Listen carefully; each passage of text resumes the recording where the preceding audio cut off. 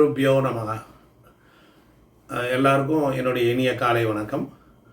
பொதுவாக நம்மை சுற்றிலுமே சில நல்ல அறிகுறிகள் இருக்குது. அந்த அறிகுறிகளை நம்ம பார்த்தாலே போதும், நாம் முன்னேறி கொண்டிருக்கிறோம் என்ற ஒரு விஷயம் வந்துடும்.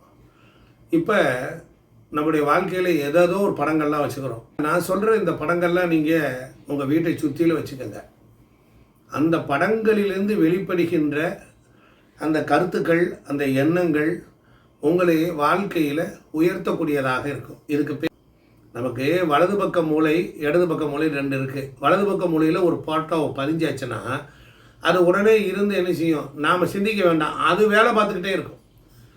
வலம்புரி சங்கு இருக்குது. வலம்புரி சங்கை நீங்கள் கையில் வச்சுக்கோங்க, அதை பார்த்துக்கிட்டே இருங்க. அந்த அதிர்வுகளோடு அப்படியே ஐக்கியமாகுங்க. அவ்வளோதான். அது என்ன செய்யும், சங்கின் நாதம், சங்கு வலம்புரி சங்கு பார்க்கடலில் இருந்தது. மகாலட்சுமியினுடைய அம்சம்.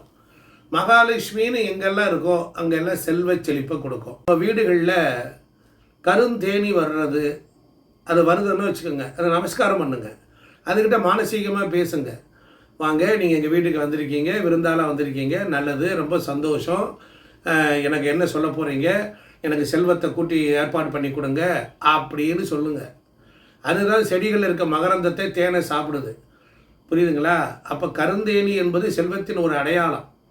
நாம் வந்த உடனே துண்டு எடுத்து முறுக்கிட்டு போய் அதை அடிக்கிறது, அடித்து துரத்துறது. இந்த விரோத மனப்பான்மை இருந்தால் எப்படி இருக்கும்? யாரோ ஒரு கடவுளுடைய ரெப்ரசன்டேட்டிவ் ஒருத்தர் வாரார், சும்மா எல்லா வீட்டுக்குள்ளேயும் வருவாரா? அடுத்து அதே போல் ஒரு பட்டாம்பூச்சி வருது. பட்டாம்பூச்சி எப்படி செய்யும்? ஃப்ளை அப்படியே பறக்குது.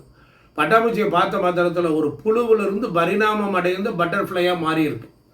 அப்போ ஒரு புழு பறக்க முடியும் என்பதை காட்டுகிறது. நீ சாதாரண ஏழையாக இருப்பவன் மிகப்பெரிய பணக்காரனாகனா பட்டாம்பூச்சி படத்தை நீங்கள் கூட்டம் கூட்டமாக இருக்கிற படத்தை நீங்கள் பார்த்துட்டு வாங்க. ஒரு நாள் நீங்கள் வானில் சிறகடித்து பறப்பீர்கள்.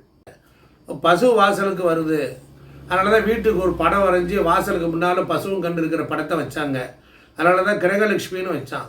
இதை பார்க்க பார்க்க பார்க்க என்ன ஆகும், அந்த பசு வீட்டு வாசல் அப்படிங்கும்போது செல்வத்தை கொடுக்கும். வாசல் என்பது நமக்கு ஜோதிட சாஸ்திரத்தில் 2ஆம் இடம் சுக்கிரன், ரிஷபராசியை குறிக்கிற தொடப்பம்னு ஒன்று வச்சுருக்கோம். விளக்கமாறுன்னு நம்ம என்ன சொல்லுவோம், உன்னை விளக்கமாத்திலே அடிச்சு போடுவேன்னு யார்ட்டையும் சொல்லக்கூடாது. அது மகாலட்சுமி அம்சம். அப்போ அந்த வீடு விளக்கமாற கூட்டி தெருக்கி பிடிச்சிட்டு அதுக்கு ஒரு பை போட்டு தொங்க விடணும். புரியுதுங்களா?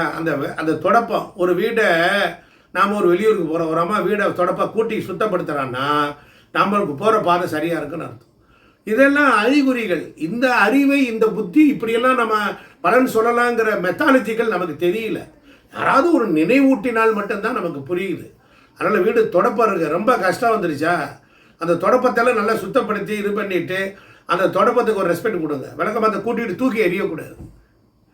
புரியுதா? அதனால் ஆறுமுகம் ஆனபொருள் ஈயருள ஆதிபராசக்தி சிவபரம்பொருளே. அதனால் இதெல்லாம் நீங்கள் எல்லாம் கேட்கணும், அறிவுபூர்வமாக சிந்திக்கணும். ஆமாம், உங்கள் கமெண்ட் பாக்ஸில் போடுங்க, உங்கள் கேள்வி கேளுங்க.